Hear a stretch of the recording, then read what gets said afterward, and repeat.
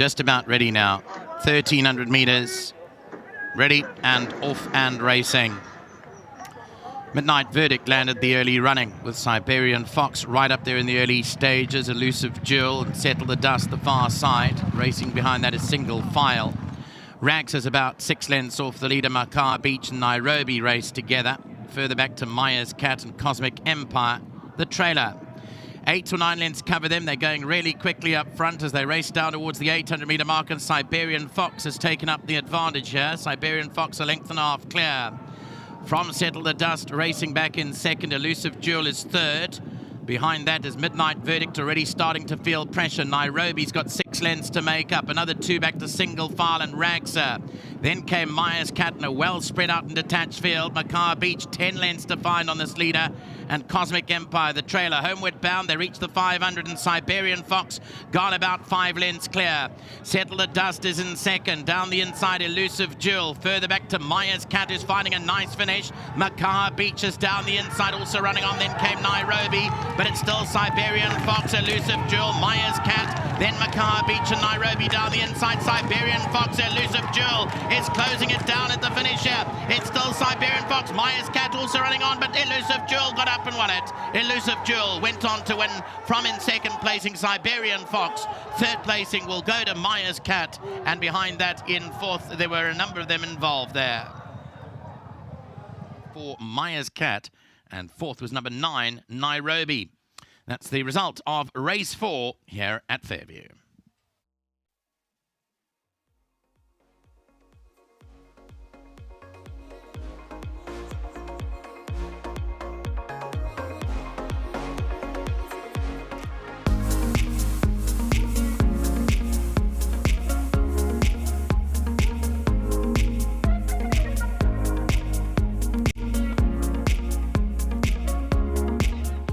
Welcome back to Fairview, and Sharon Cotton was well represented in the race, and a little bit of an outsider. 13 rand on the tote for a win. Elusive Jewel comes home to win, and that is number 8 in the card.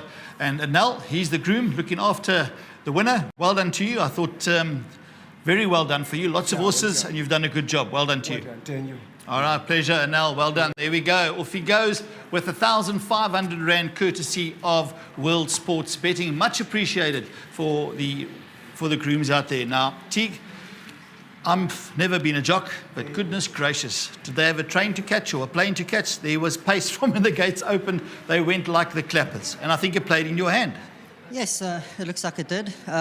She always has a bit more speed with me and a little bit further, but there was a 12 and a 13, and they opted to run her here, and I also agreed to rather run her in the 13 and the 12. And look, I wanted to go to the front, but they went really quick, and surprisingly, she doesn't normally run on, she just floods on. But yeah, at the top of the straight, I actually thought I was beat. That other horse was far in front, and she just found another gear and came back at him. All right, now studying form, did you give yourself sort of a bit of a chance, or were you leaning towards maybe 1 or 2 of Sharon's other horses? Did you think that you had a chance to beat number 7, Makar Beach? I thought I had a chance. I don't really like to look at the other horses. It breaks my confidence sometimes. Okay. But, you know, I wanted to ride her in a bit shorter. And, yeah, I was right about that. And they brought her back a little bit in trip. She just got tired the last bit in a bit further. And I thought that this would suit her. And going into the race, I did think I had a big chance. Tremendous. Well done to you, T. Thank you. Also, thanks to Sharon and Greg for the chances. I appreciate it. And, yeah, I'm always in the money for them. And, yeah, I finally got one home again. And, yeah, good to be in the winner's box again. Tremendous. Well done to you. Thank you.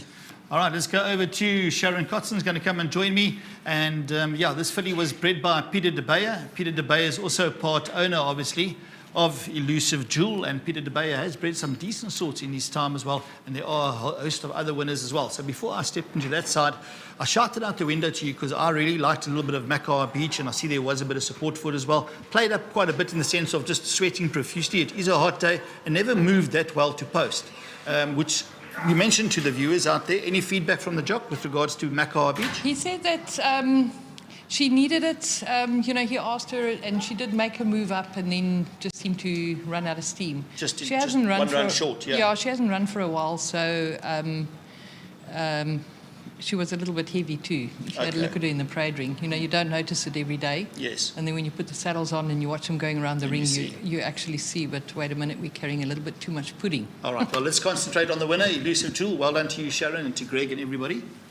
Thanks very much. A beautiful Elusive Fort filly bred by Peter de Beyer. I'd just like to say a big thanks to Roger Murray, to Mark Higgs, and obviously to Peter de Beyer. And, you know, they've really put in a lot of support to my yard, and to Derek Miller as well. They're consistently sending me horses here and there, and I try to do my best for them. Roger Murray, it's nice to have a winner cross the line in his colours again. I think he's had a bit of a dry spell for a while. Okay. So I think it was fantastic that they've been patient with this filly. And I'd just like to say well done to Teak. He's put in all the hard work. You know, he pops around the ring. She's quite a quirky filly, so he's got to know well. And I'm glad to see that he's managed to reap the rewards. All right, now before we get Greg into the picture, there's one of the part owners and an extra big check coming your way as well. Let's come through. Greg, join in there as well. And this is from the Racehorse Owners Association member, extra 7,500 Rand. As mentioned earlier on, the Racehorse Owners Association, it's muchly appreciated. It's much appreciated for what they do for all the guys out there, and every little bit extra helps. Marilyn, thanks so much. Thank you very much, and thanks to the Racing Association. It's always greatly appreciated. Every little bit does help, as you mentioned. All right. And thanks to my sponsor, World Sports Okay, before you run away, Greg, just join your missus there quickly, because I want to ask you anything else on the day before we chat to Greg about the winner, Sharon, of yourself that you think you've got a chance with?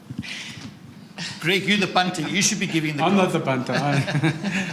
Yeah, I think Last Storm and Marble Risi, both of them, you know, are quite nice horses. They're Included both, in the jackpot? They're both like you must include them in all your bets. Okay. And I'm just in a flat spin. Fat spin. In the sixth race, we got Master of Africa. That's first run Added for in the my jackpot yard, first but run, but put it in. nice Cape Town form. Yeah. Also hasn't run for a while, so if that produces a finish as well, then there's a bit of a chance there. All right, thank you very much, Sharon. Thank you. Thank you. Okay, Greg, well done to you, and obviously you're part owner with these guys as well, and you study form. Did you include this one in your pick six? I did. You know, Teak was very, you know, Teak's one of those honest men. When he comes back, he gives you good, proper feedback. And when he rode it, he said, bring this back to a 13, and she'll kick, or I'll try and get to and with the pace, because she does too much too early. And what settled her today is, damn, you're right, they went like faster. the clappers up front. And she just settled. And I thought, oh, this is different. And I was watching where my other one was, and I seen that was second last, and the other one was in between the two of them. But I think they finished up running fourth and fifth, or fifth and sixth. Yes. But Makar Beach just ran out of steam, did move up nicely. I took the exactors with that, so Yeah.